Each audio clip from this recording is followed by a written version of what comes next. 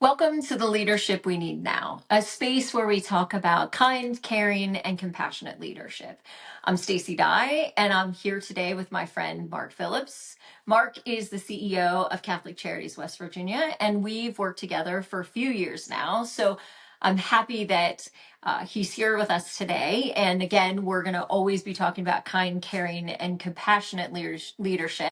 But today, we're specifically talking about advocacy in nonprofits. And so, welcome, Mark. I'm glad to have you and excited to have this conversation with you. Yeah, I really appreciate the opportunity to chat.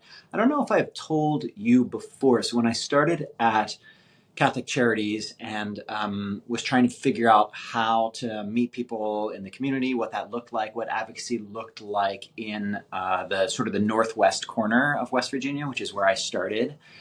One of the first community meetings I went to was a Marshall County FRN meeting. A hotel somewhere. I don't even know what the situation was, but It was. met a bunch of people there.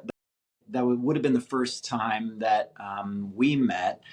And I was so impressed with just the way that the group worked together in a focused way for people who were living in poverty, regardless of the fact that everybody was doing something different. There were people that worked with kids, there were people that worked with the elderly, with the homeless in the schools, whatever. But the sense of mission and purpose there was really good. And, I attribute that to your long-term leadership there. So, yeah. Oh, that was nice. I didn't even ask for that. That was Yeah. nice, though. No, that was, I I saved that appreciate up. that. I'm saving that.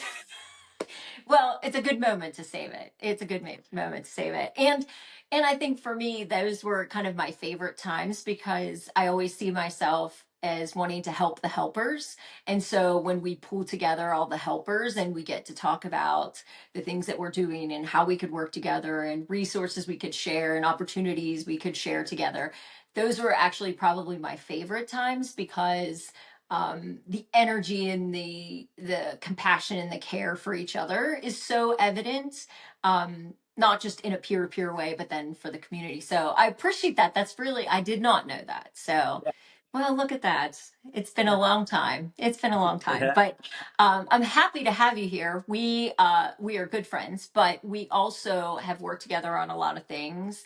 And I think as I was doing this process and doing these videos and creating a different platform for conversations about leadership, you were first in my mind for who I thought could be in this process with me, interviewing you and talking about your perspective on leadership and your perspective on navigating the world we live in and the roles that we take on in leadership. And so I really appreciate this. I know that you are really good at expressing and sharing your story and sharing the story of your organization and the issues that you really rally around.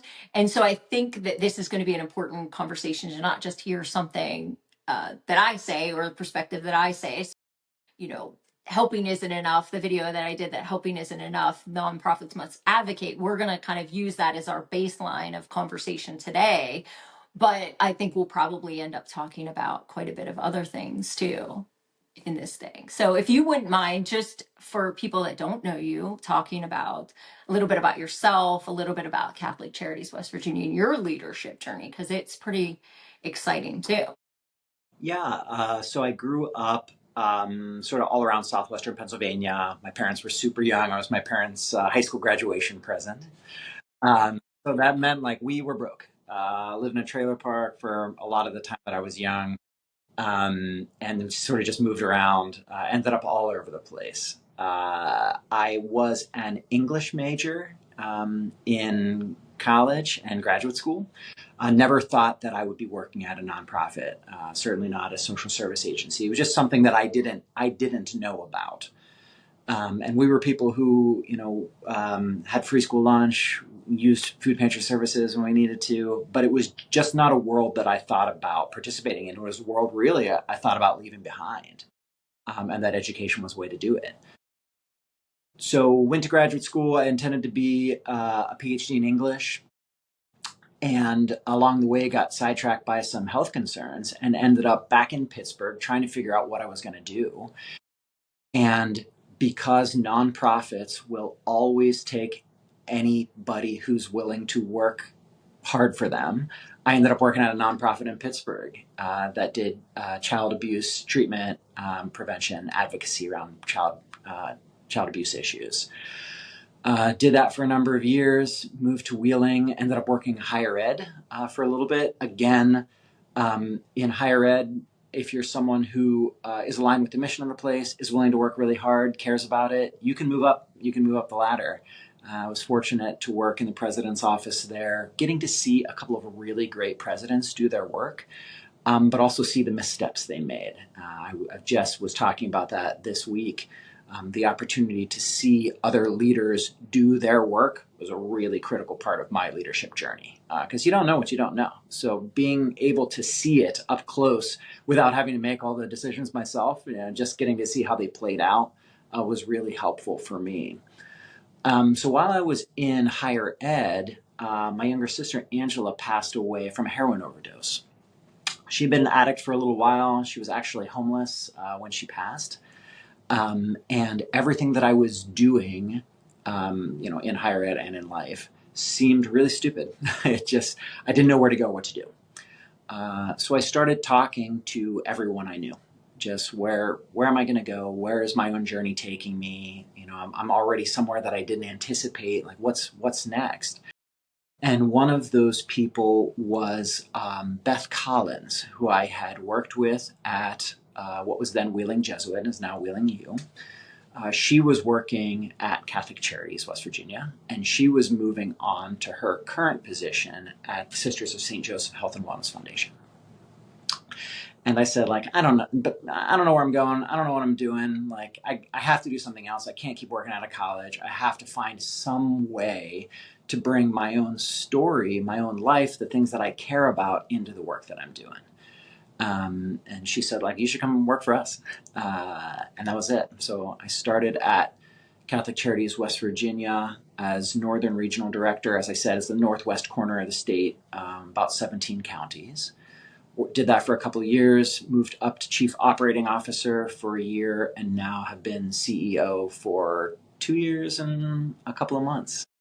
Catholic Charities is a statewide organization. Every Catholic Charities agency in the U.S., and there's about 160 of them, corresponds to their Catholic diocese, and the Catholic Diocese of West Virginia is the whole state of West Virginia.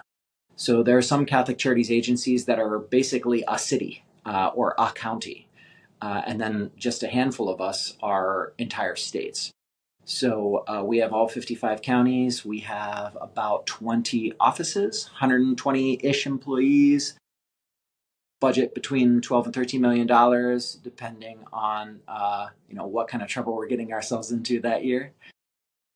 Our mission is always to respond to the needs of people in poverty, whatever that looks like. So I always talk about, there's the Simon Sinek, there's what you do and why you do it, that sort of formulation. And I always talk about we do food pantries and emergency financial assistance, and we work with kids in occupational and physical therapy, and we connect people with childcare, and we help childcare providers serve nutritious meals in their homes, and we work with immigrants and refugees, and we're doing homeless services. But all of that is responding to the needs of people who are struggling. That's what it is. It just might happen to be a food pantry somewhere, or it might happen to be helping somebody maintain their green card status. But it's really finding a way to be on the ground in communities of people who are struggling and respond to them, and then advocate on their behalf to people with decision-making power. It's an exciting job. It's a tough job. I love it most of the time. I'm in a period right now. There are a couple weeks where, and Stacy and I we'll go and have a 4-hour lunch about this sometime. I'm in a period right now where we've had a lot of changes, sort of at that secondary or tertiary leadership level. We have to make some changes there to make some things work. And because nonprofits are always, a little resource starved, you lose a person in a role like that, and it's a big effect on the organization. It's pulling somebody else from what they do, all of that. So I'm in a spot like that right now where still love it, but getting home later in the evenings, long talk with my wife, encouraged me to get back up and do it the next day. But Oh, it's a wonderful organization. It's been a really exciting time. I've been in West Virginia now 13 years, and I just love the opportunity to work with people here. It's a remarkable place. yeah. Well, and I think that when you talk about taking what your life looked like and things that had happened to you and your experiences, I really do see that not just as something you say, but then as something that you translate in your leadership style.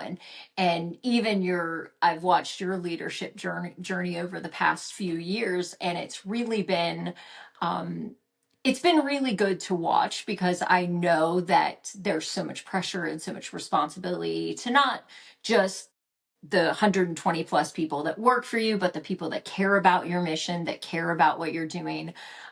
Also, all of the people that you serve, because even though you mentioned all of those things, that doesn't include things like flooding, things like, major disasters that happen in communities that you all are the first ones to stand up and kind of be responsive and resilient in those moments for our communities. And so I think that part of, when I think about our conversation today, um, this is why I think this topic and you are really great to talk about this, because you have different perspectives from, whether that's higher education, whether that's your life, whether that's your childhood, whether that's your role even in Catholic Charities as you moved into different roles, moved up.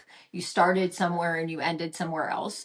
I think that that's so important to share, because you are really good at sharing your story, telling your story, and connecting what you feel it needs to move forward, what you're advocating for. You're really great at being able to communicate that story to others. And so I think that, as we're talking about this, one of the things I talked about in the video was understanding yourself, understanding the organization, understanding your why, understanding what the issue is, what the problems are that exist. And I think that that's where you kind of could, write a curriculum on how to do that, because I feel like that's why the organization in some hard times is really thriving too, is because you do pay attention to that. And that's difficult. It is difficult to be able to communicate all those feelings, all those emotions,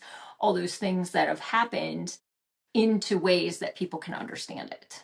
Not that it's a perfect system, but Yeah. When like I said, I worked in Pittsburgh for a number of years doing nonprofit social services work there. And when you're going out to tell your story, it's different, because there are a lot of competing voices. There are a lot of different ways things can go. And there are a lot of organizations there with a lot of money. yeah. So you're bringing tons of data, you're investing lots into storytelling and branding and all of this stuff. And you don't necessarily need to have as personal a relationship. Now, it always helps. It helps everywhere. That will always open doors. But there are ways in which that your organization, just by virtue of having your name out there, your brand out there, can garner additional success, even for programs that might not be as worthy of support as other ones. And that's something that we saw trying to navigate that. In West Virginia, authenticity is way more important. And I don't have a Southern accent, so I get down to Princeton or Hinton or West Spring, whatever. There's immediate suspicion, so I need something else. Like my default tea is unsweetened tea, not sweetened tea. So immediately, like I'm a Yankee down in the southern state, so it has to be spending some time to talk to people and know folks. It's different in West Virginia, and the two words that I always use are related. And the first is authenticity. You just need to be real. whether it's where you're from, where your family's from, what your situation is, what your story is, your care for others, just being there and meeting people and getting to know them, that sort of authenticity where you're not there for something that's transactional. You are there because you care and you're a part of that community. And the other one is related. It's from Catholic social teaching, the idea of subsidiarity. And that basically means that you try to let issues be resolved at the level where they arise. So if there are issues affecting people in poverty, you don't come in, on your white horse and say, "I'm here to save the day." You say, like, what do you know, and how can I help? How can we get there? How can we help you be the decision maker? This isn't going to be me deciding to run for office in a place I'm not from, or starting an advocacy campaign in a place that I'm not from. It's going to be me understanding what your issues are, finding the people who are the voices in that space, and finding a way to amplify them so that they can be heard by people who are making decisions, people who have power. So I always talk about like that authenticity and that subsidiarity. It's important everywhere, but in a state like West Virginia that's super rural, you've got communities that go back, people living on land that was their parents, grandparents, great grandparents. It means something to be of the place, and that takes time. And it's not, a bunch of branding campaigns is not going to do it. Like, you need to be there when the flood happens, when the disaster happens, when somebody's getting evicted, whatever it is, you need to be there. And I think that's so funny because I never recognized it until I started working in the social service field. But when we do introductions, even in large groups, especially when it's like statewide groups, people will say, I was born and raised in West Virginia. There is a certain pride and a certain level. It like almost moves you up the chain a little bit to say that you've like been here and you've kind of planted your roots and have grown here. And it's funny, I'll see people that, maybe are 50 years old. They're like, I wasn't born here. I moved here 48 years ago. And so they still don't feel like they were like part of the soil, if you weren't, born here. But I think that part of what you're saying too is speaking to the fact that like we really need to, if we're going to move into this period of time where we have people like yourself advocating in a way that can move to action, whether that's politically with policy or laws or changes like that, whether that's with community, we are going to have to also listen and try to understand opposing sides. Things that may sound foreign to us, may sound cruel or even ridiculous. You're thinking like, hmm, this is the dumbest thing ever. But you really have to listen to why people feel the way they do, because no matter what kind of argument we're going to make, if we don't understand what the real problem is, if people are spouting off something, but at the core of what they're saying is they're afraid to lose their job. They're afraid to lose their land. They're afraid to not have enough money to feed their family. They're afraid that that their health care would go away. They're afraid of whatever's happening. If we don't acknowledge that fear and we kind of just coat over everything and say it'll be fine, or, oh, I use the example of years ago when we were talking about coal mines in West Virginia. Coal has an emotional connection to a lot of people, and no matter what reason, fact, situation, statistic you use, things still have an emotional connection to people, right? There is, the coal industry has had its roller coaster times, but when it has been good, people have made a really good living. Those are the people that make the most money, have the biggest houses, have nice cars, who can buy the things they want, take vacations. Um, it is a hard job, but it has so much connection to like imagery of what could be success if you aren't born with all the lucky things that you get sometimes get dealt. Um, And so I think when we look at these things, when we were talking about changes to coal and changes in the environment, people were using other terminology. They were using political aspects of it. But what they were saying is, you can't say to somebody who's 50 years old and has worked in a coal mine for 30 years, it's okay, we'll give you a job in coding. If you lose your job, you can get a job in coding.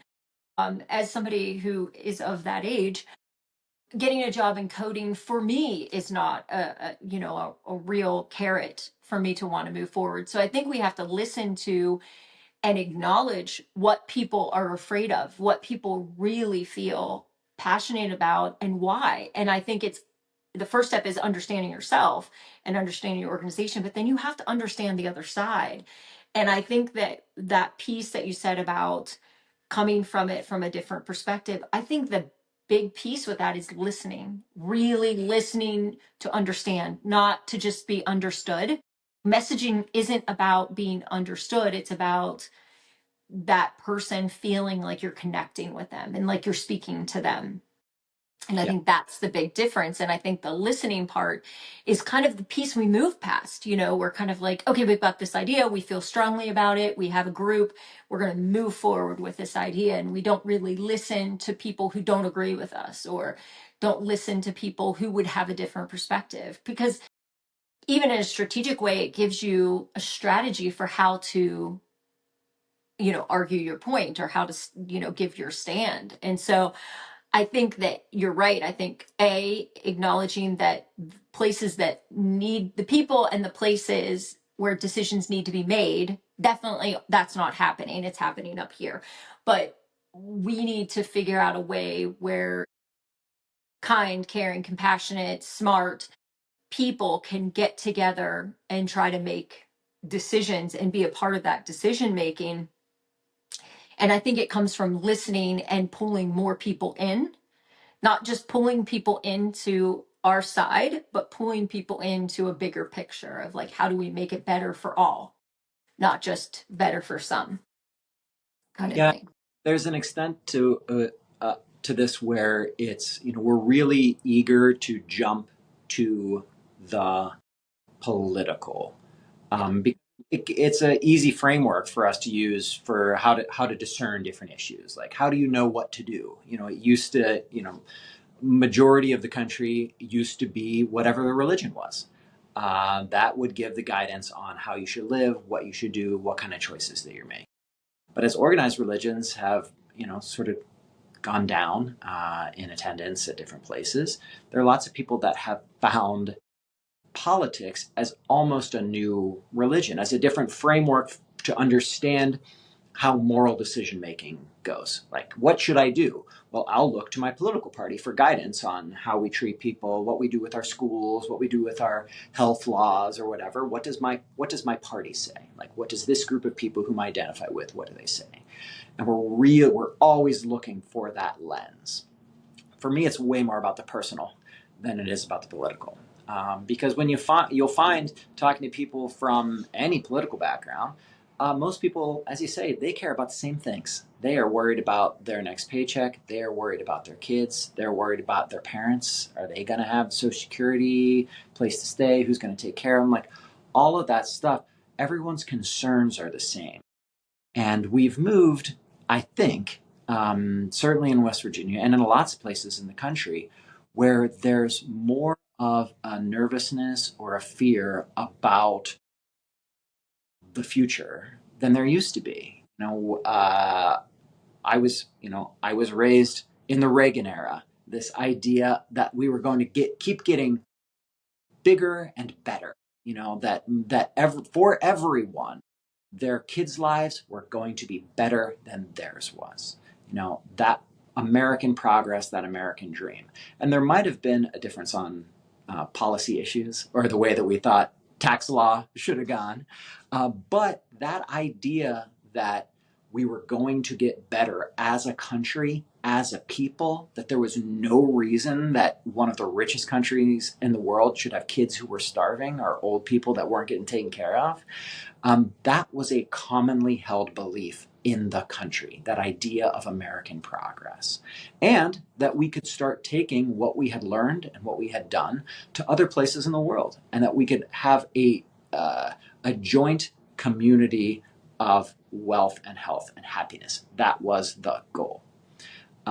As that has dissolved for various reasons, now people are much more concerned about their kids.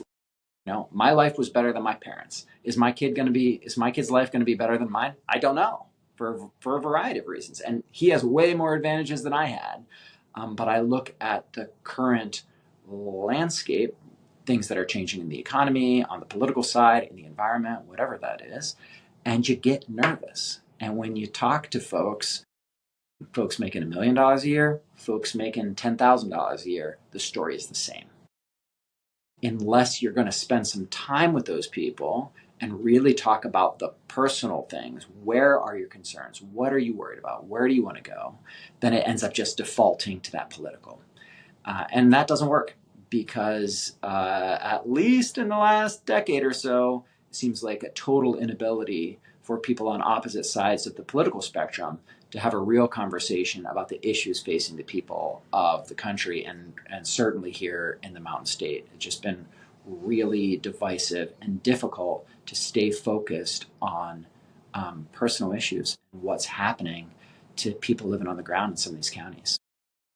Well, I think that, part of what you're saying, like when you were talking about it, I agree with you. I think that part of the challenge is for me as a nonprofit leader, I would say that I have been persuaded to not be active in politics, not to be active in advocacy, not to, engage in something if it feels a little outside of what I should do, right? So that means maybe if your organization does not permit you to run for office or does not permit you to go to your capital and talk to legislators, educate them, or even lobby. Some organizations don't allow that. And so there's so many restrictions on who can have a voice.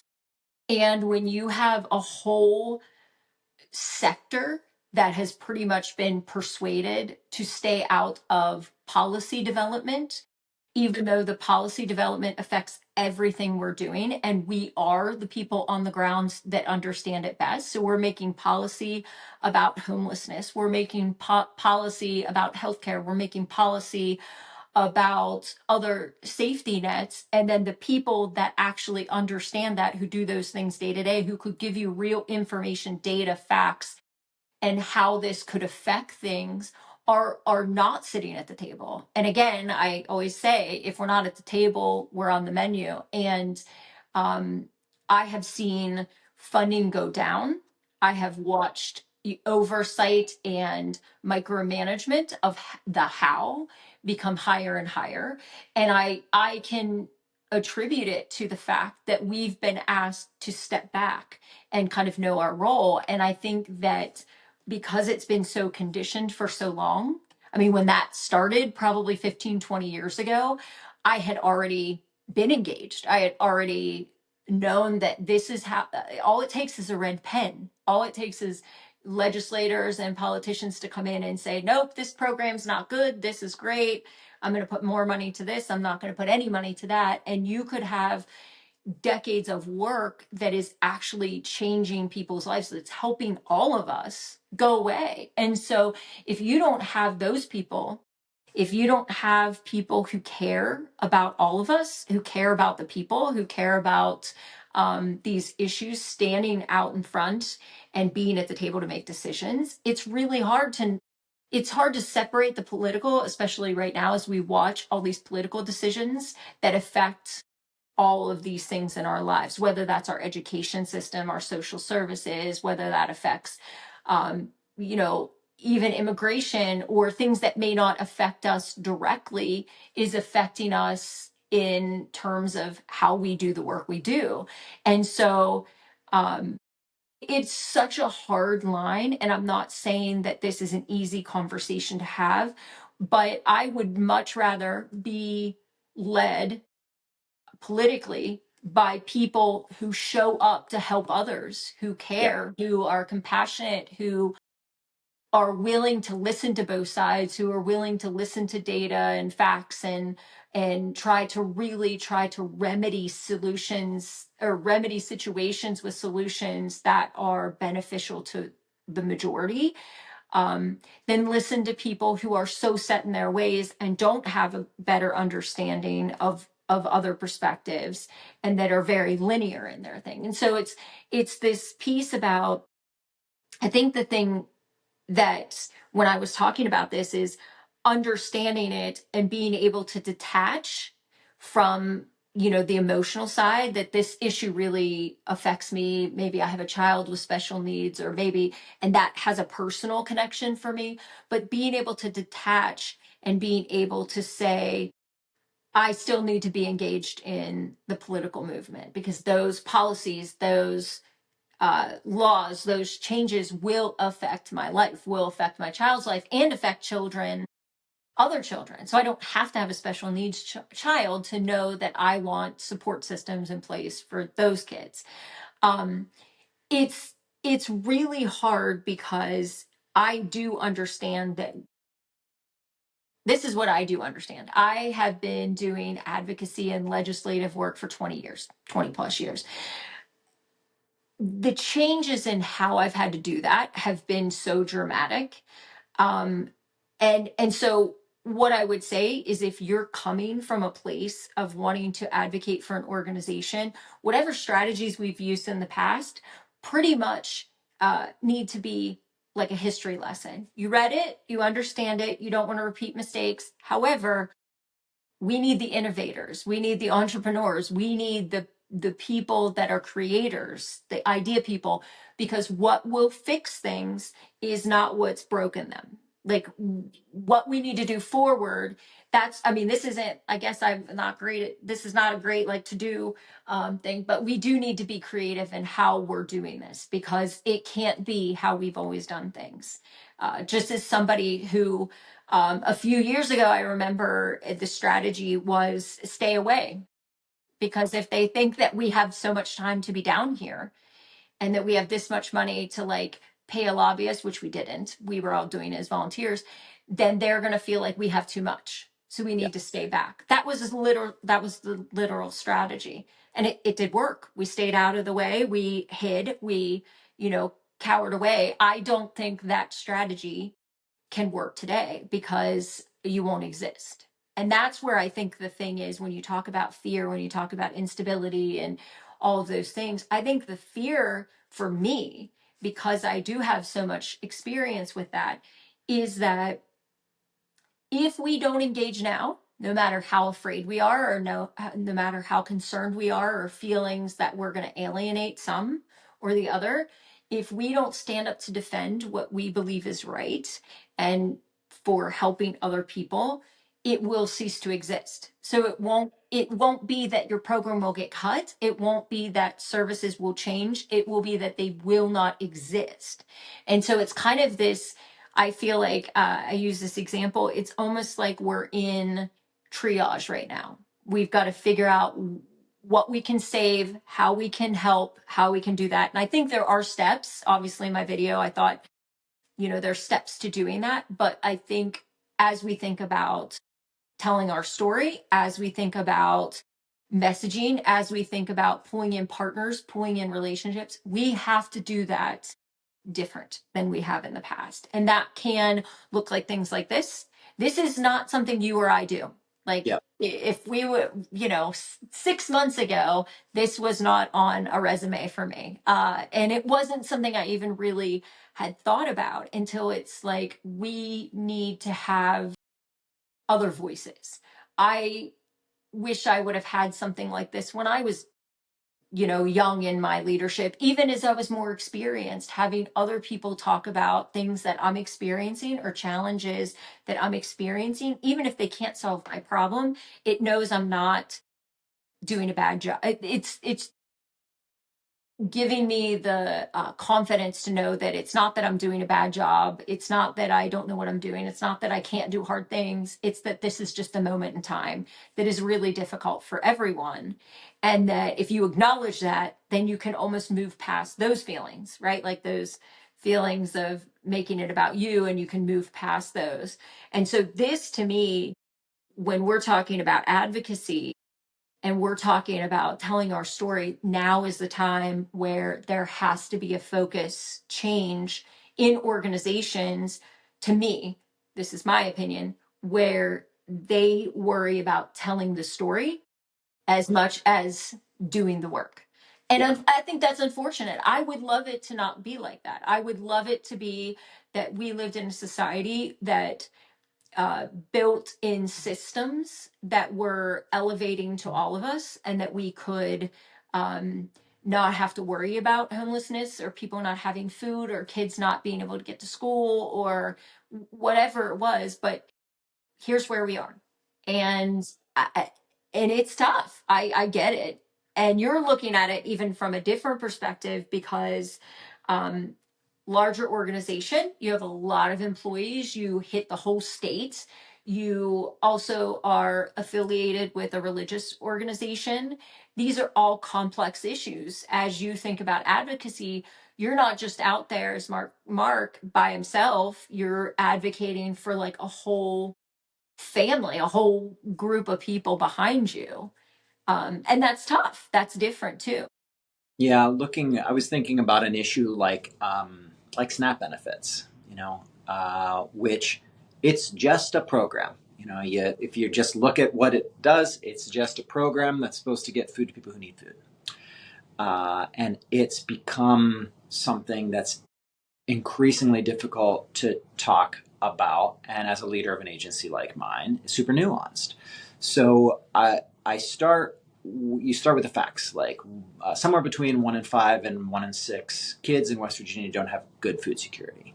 So I think that they should. I don't think that kids should be hungry. That's not super debatable. You go and talk to somebody, they're going to agree. A legislator on either side of the aisle, whoever it is, whatever organization, they're going to agree, yes, hungry kids is not great. In a country as wealthy as ours, just shouldn't be happening. So then what? Like, where do you go from there? So right now, the way that that's dealt with for people living in poverty, you have organizations that are doing food banks, food pantries. That's okay. It's a Band-Aid. It does help people get there. It's not really a rung of a ladder for somebody, but it can meet an emergency need. And we're doing that all over the state because there's a need. We have places like our food pantry in Hinton probably sees over the course of a year 1 out of 3 residents of that place. So probably about double what the statewide average is. There's a need there. So we're going to do it. But I don't want to be doing that forever. For me, a food pantry is a failure. Like, it's a societal failure. It's not like, congratulations, we were able to raise some food. No, like, something's screwed up fundamentally, that this is what we have to be doing. So then how do we advocate for folks? We can look at the major program now, SNAP, and see what it looks like. And you can talk about work requirements or whatever you think, like who's worthy or not to be receiving those kind of benefits. And that's just going to be totally tangled up on political side. No one's going to listen to you. Depending on what side there are, it's really hard to have that conversation. And depending on where you put your stake in the ground, you might be identified as someone who's not interested in having a conversation. So even if I go and I can say, like, we're doing some Catholic Charities is working with West Virginians for affordable health care over the course of like 3 town halls in September to talk about the Big Beautiful Bill. And I can say that this is a nonpartisan evaluation of a bill that we think negatively affects people who are living in poverty. And that I don't care who passed it. I don't care what administration it's in. It's going to make it harder for people on Medicare, Medicaid, harder for people who are on SNAP to just live their lives, to pull themselves out of poverty, which is already almost impossible. It's going to make it harder. And I'm not interested in solutions that are additional hardships for people who are already struggling. I can say all of that. And as soon as I do, it's like, oh, Catholic Charities West Virginia must have Trump derangement syndrome. It's like, well, that's not what it's about at all. We're Yeah. the Catholic Church has been pretty reliably conservative, even though we're progressive on a lot of social issues. Identified as a little bit more on on a conservative side. We don't have pastors that are speaking political viewpoints from the pulpit. That's not our thing. We're interested in policies that we felt are guided by the moral wisdom and guidance of the church. So that's the church side. So for us, we're really just interested in social policy. I'm not advocating any religious position. We don't do any proselytizing, anything like that. I'm not trying to pull any kids out of school in the middle of the day to talk about what we're doing. But we have to talk about social issues and the social issues of the church. And one of those is like feed the hungry. It's one of the big ones. Any of the things that come right from Christ in the Gospels is usually things that we're going to pay attention to. And when people are hungry, we're going to figure out a way to do it. And if people are making bills and policies that we feel are counter to taking care of people who are struggling, taking care of people who are hungry, who need clothes, people who are in jail, whatever it is, we're going to speak out against that. But it's a risk. Even with people who are solid supporters of Catholic Charities, depending on how you message that, they might feel like you no longer align with their values. So I'm raising, of our $12 million budget, we have about $500,000 a year that comes in through our annual campaign. Many nonprofits have their annual campaign. It's an attempt to raise unrestricted funding for whatever you can do, because there are lots of grants and foundations out there that want to give you money and tell you exactly what to do with it, and maybe don't want to actually pay you or the people who are doing that work, but want just you to be some magical pass-through to people who need help. Yeah. But it doesn't work that way. We need lots of money to do the work that we're doing every year. Whether it's, thinking about somewhere like disaster services, there's lots of blue skies time. I still need to keep somebody on staff so that they're ready. They're doing all those trainings to prepare for it. Lots of organizations want to help fund disasters when they occur. Not a lot want to help during blue skies time to make sure that you can keep the capacity there. Just one example. So I'm raising like $500,000 a year for an annual campaign. I can use that money to do these sorts of things, to do disaster services, to do preparation and training, to do just administrative work. I have to have human resources, or, we have to have medical care for our employees. So I'm raising all of this unrestricted funding from people who support Catholic Charities to be able to do that stuff. And if I say something that steps a little too far outside of what comfort zone for some of these donors might be, let's say that I would in a year lose 10% of them. That's 50 grand. That's funding a position that's doing some of this work somewhere. That's helping us do the work that we're doing. Maybe that money is going right to emergency financial aid in a place where we don't have support for that. Because we're all, there are plenty of our offices that are giving out more than we receive.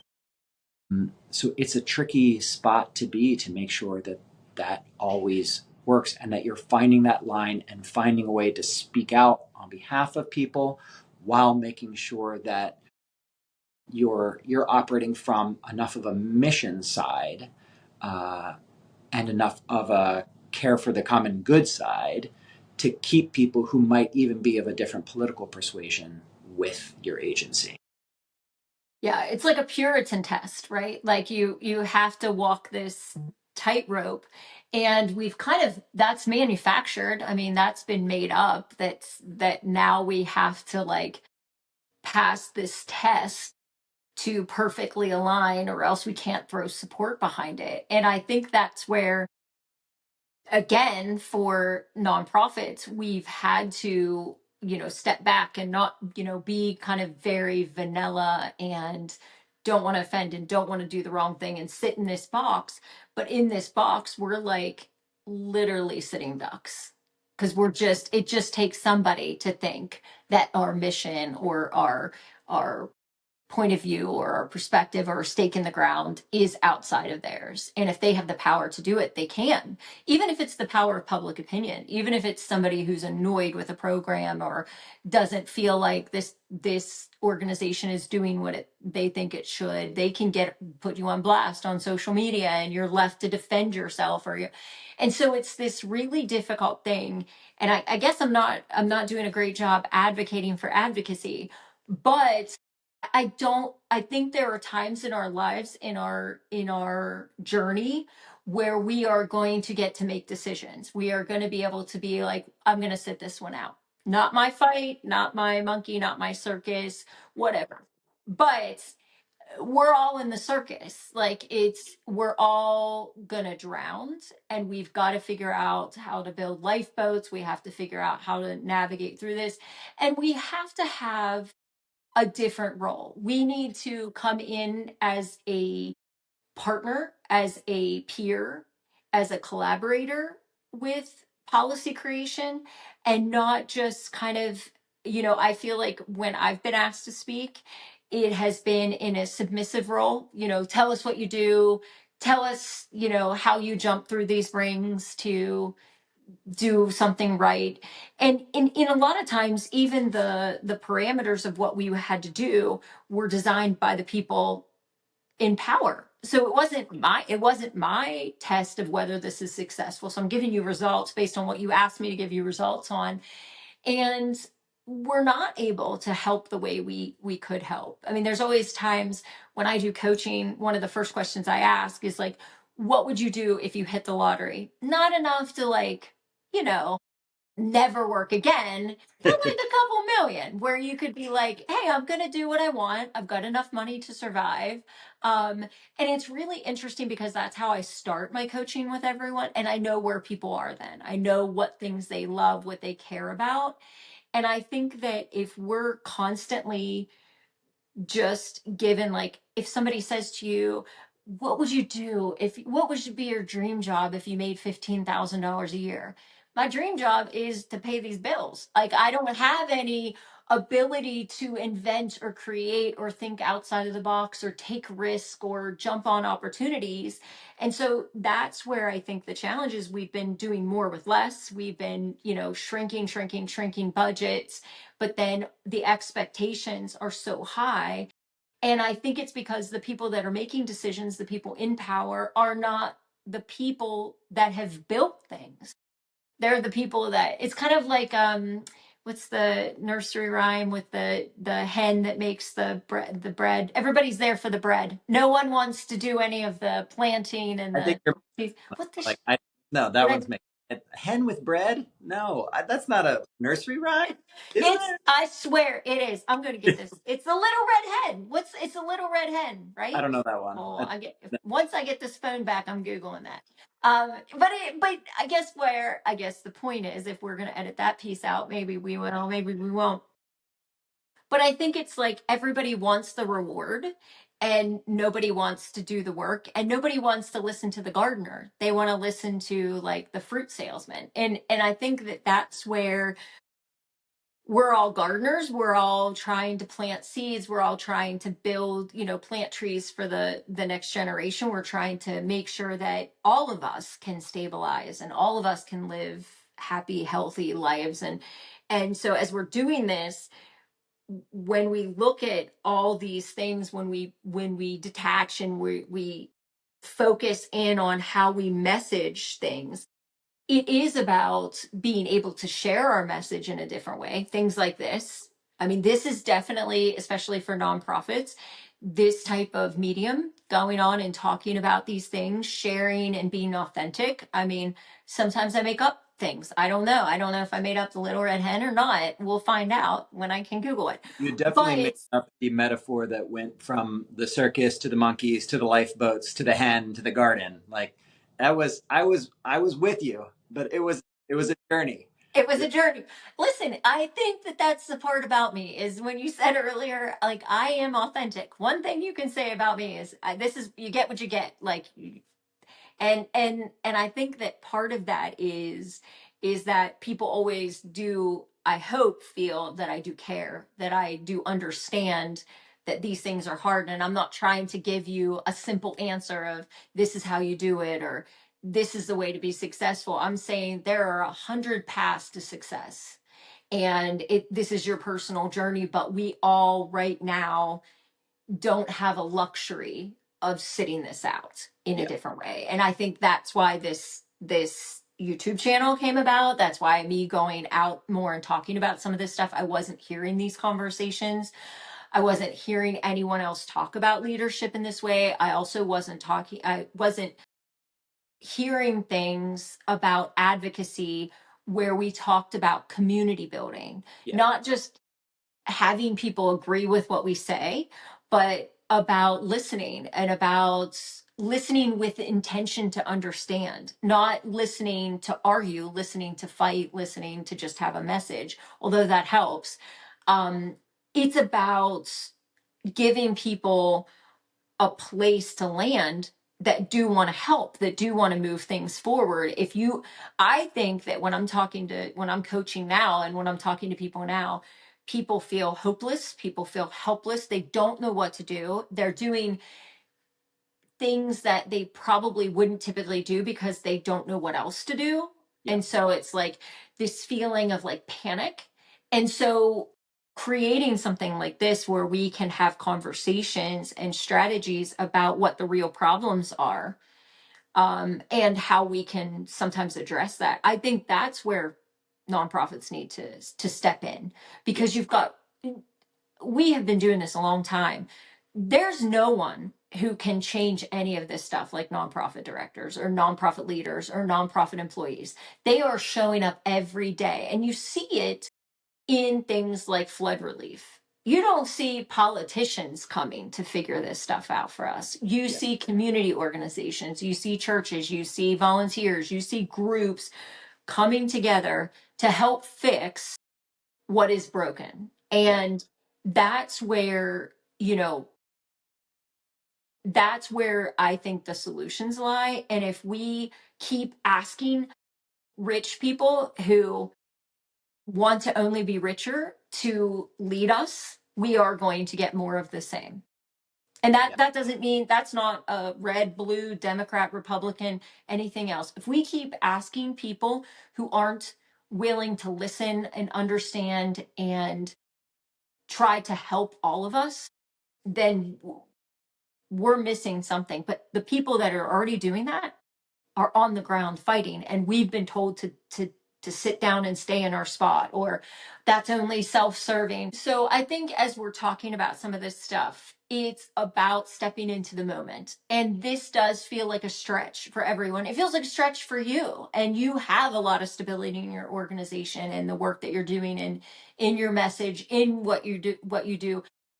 I'm sure for someone who's new or someone who's dealing with a chaotic internal issue, this is even more difficult. So, as we're doing this, I think it's really important that as you face fear and worry about standing out in front, you kind of are going to have to stretch into that. And it is uncomfortable. This is uncomfortable. This whole process of putting your face forward and standing up for something and saying something you believe and fighting for others, because the other side is doing the same. They feel as though they're doing the same thing. People, if it's the child hunger, well, maybe the parents didn't work hard enough and I worked for my kid, and why can't they? um and so I think as we're doing this, it's really important to have these conversations over and over and over again, and to give permission and kind of build the confidence in other leaders that now is the time. We need people. We need smart, caring, kind people to lead. And that's difficult because it is hard to take a chance and take a risk and step out there. But what we're fighting for is like, it's really important. I don't know that I've ever known of a time where it's more important to fight in a different way Yeah. back. Finding finding partners, finding friends, finding other leaders that you trust, even if it's just like, having honest conversations like this one. We don't have any solutions. I offered no tips. Watch the other video. Work That's the differently. tip. Yeah, Watch the it's other video. going to work differently for different people in different places, depending on what the time is, depending on what the circumstances is. And it's only going to be through talking to your peers, finding some time, see what you're doing, work together, and make it work. That we're going to find a way to overcome all the difficulties. Well, and I think that we all have to. This isn't a Puritan test. This isn't a test of who is the most worthy of fighting back. You and I have talked about this. We're very different in our approach to things. I actually called you Brother Mark at one point in time, but I think that we need your level-headedness and your calm and your stability and your thoughtful, kind leadership. We need that. We need you to be that, especially as we think about what we would want to rebuild.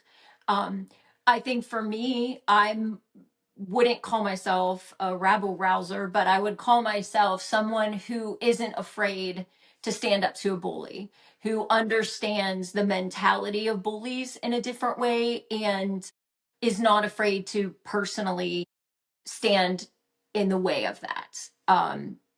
We don't want whatever I'm going to do long term to stay that way. We don't want, to fight back the way we have to fight back. We have to think about a different way moving forward, but we need everybody. We need people who have legal knowledge and experience and can give that information. We need people that are willing to argue and stand up for people and show up places and protest and defend people, and even if it's getting arrested or speaking for those that can't speak for themselves. We also need people who are strategic and thinking about things in a different way, and preservation and sustainability of things. We need people who are kind and can help hold hands with people who are struggling through this. We need everybody. This is not a Puritan test of my method of bully the bully is going to prevail. It is that collectively we need to be able to fight back the way we can fight back. And some people can't because they're afraid to lose their job, and they can't lose their job.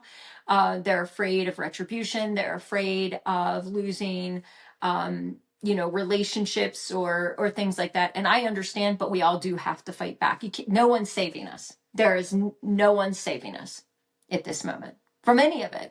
Yeah, no, I mean I think that's a good summary of, like if someone asks you would ask directly, like, well, what is the leadership we need now? And they're like, well, we need everybody. We need everybody. Yeah.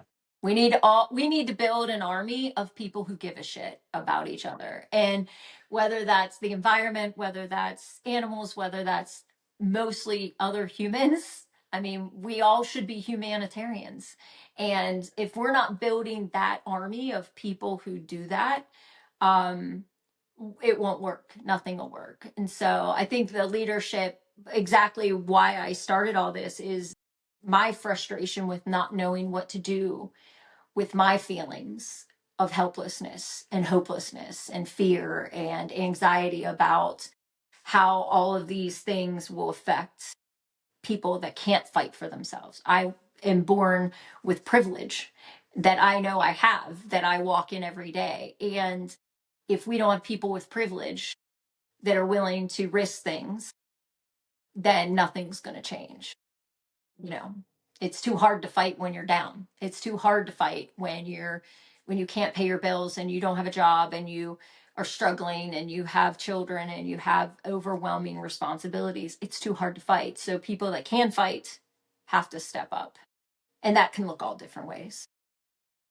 But I was supposed to do it at the beginning, but I didn't do this at the beginning. But please subscribe. I like our stuff, share our stuff, but I think this is really important, not just talking about West Virginia, not just talking about political issues or nonprofits, but this is really important that we think about rural strategies and leadership and messaging, very different sometimes than urban. And as we're doing this, building this army of people who give a shit and building a community is really going to be important for all of us to survive.